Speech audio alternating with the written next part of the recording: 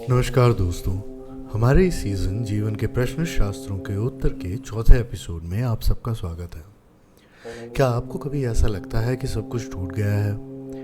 Career, रिश्तों का भरोसा, खुद पर भी विश्वास नहीं बचा। जब एक के बाद एक चीज़ें गलत होने लगे तब मन में एक ही प्रश्न उभरता है कि अब क्या करूं? आज के इस एपिसोड में हम इसी प्रश्न से गुजर रहे हैं।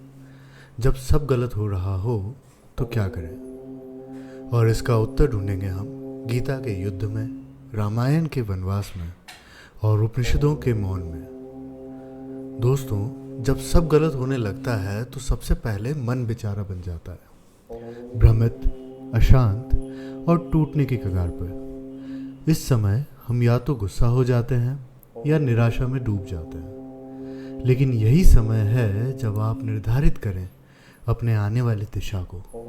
ये समझना आत्मबोध का पहला कदम है। भगवद गीता के दूसरे अध्याय में 7वां श्लोक कहता है, कार्पण्य दोषोप हस्तस्वभाव यच्छ्रेय स्यानिश्चिंत ब्रूहि तन्मे।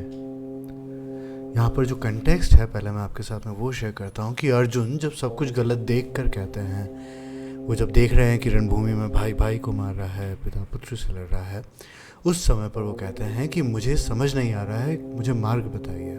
ये सुन श्री कृष्ण कहते हैं कि ये पहला कदम है, स्वीकार करना कि मैं अकेला नहीं समझ पा रहा हूँ और मुझे किसी की ज़रूरत है मुझे ज्ञान देने के लिए। रामायण में वनवास और शांति पर जब आता है तो उस समय देखा जाए अगर श्री राम जी का जो जीवन है उसमें जब सबसे बड़ा अपमान हुआ, उनका राज्य छूट गया, माता के कहने पर वनवास मिल गया, तब राम ने क्या किया? उन्होंने न तो विरोध किया न भाग गए, वो स्थिर रहे।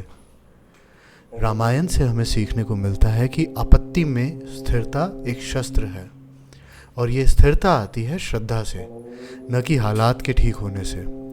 श्रद्धा इस बात में कि समय है, आज प्रतिकूल महसूस हो रहा है किंतु आने वाले क्षणों में ये निश्चित ही अनुकूल बनेगा। इसी प्रकार यदि हम बात करें कथा उपनिषद की तो अध्याय प्रथम की दूसरी वल्ली में 12वां मंत्र आता है, नायमात्मा प्रवचनेन लभ्यो न मेधिया न बहुना श्रुतेन यमे वेश प्रणुते तेन लभ्य तस्येष आत्मा विवृणुते तनुम स्वाम। अर्थात आत्मा उससे मिलती है जो उसे अपने मन से चुनता है, न तो बुद्धि से न बहु श्रवण से। उस चयन में ही शांति है। मैं इस बात पर सहमत हूँ आपसे कि आत्मा से मिलने की जो प्रक्रिया है वो काफ़ी लंबी हो सकती है, किंतु भविष्य में जब कुछ समझ नहीं आए तब कुछ छोटी साधनाएं हैं जो आपको अपने आप से फिर से जोड़ सकती हैं। सर्वप्रथम आती है मौन अभ्यास। 10 मिनट के लिए आप रोज़ जब भी आपको बिना किसी व्याख्या, बिना किसी मोबाइल के, केवल अपनी सांस के साथ में बैठी, जब भी आपको समय मिलता है। समस्याओं से भागना नहीं, उनके बीच में शांत रहना सीखना है। दूसरे नंबर पर आता है मंत्र ऑफ सरेंडर। ये हमें मिलता है भगवद गीता के 18वें अध्याय के 66वें श्लोक में, सर्वधर्मान परित्यज्य मामेकम शरणम व्रज।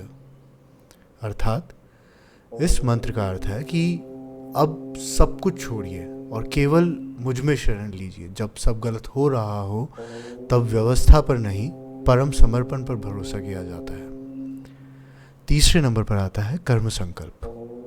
पूरे दिन में एक काम चुनिए जब आप सच में ध्यान और प्रेम से करें, चाहे वो एक ईमेल हो, एक पानी का गिलास पीना हो या फिर एक पूजा हो।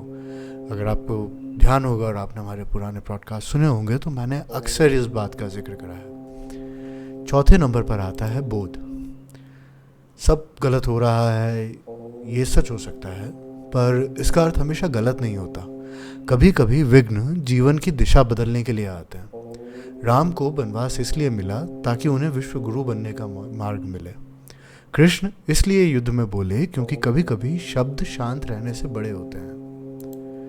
मैं जाने से पहले आप सभी के साथ में ईशा उपनिषद में से 15वें मंत्र शेयर करना चाहूँगा। हिरण्मयेन पात्रेण सत्यस्या पिहितं मुखम तत्वं पूषण पावृणु सत्य धर्माय दृष्टिये। अर्थात हे भूषण, जो सच्चा ज्ञान छिपा है उसे खोल दो, ताकि हम उस सत्य को देख सकें जो सबके पार है। इसी के साथ आप सबकी इजाज़त चाहूँगा। अगले एपिसोड में एक और प्रश्न, एक और उत्तर। तब तक अगर सब गलत लग रहा हो तो रुक जाइए और केवल अपने मन को शांत कर लीजिए।